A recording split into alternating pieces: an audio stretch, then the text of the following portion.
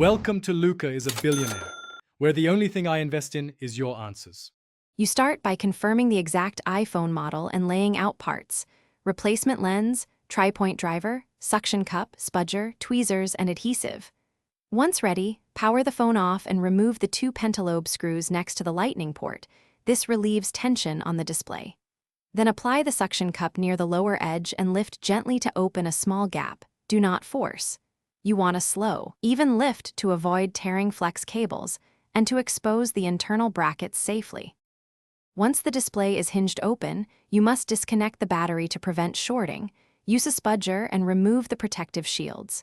Next, unscrew the small tri-point screws holding the camera bracket and lift that bracket out so you can access the camera module.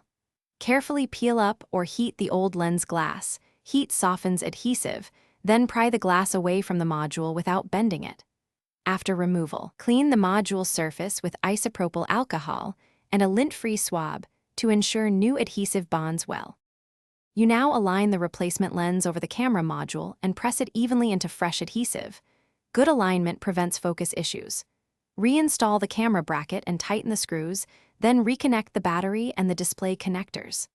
Before sealing, power on and test the camera for focus, flash, and stabilization.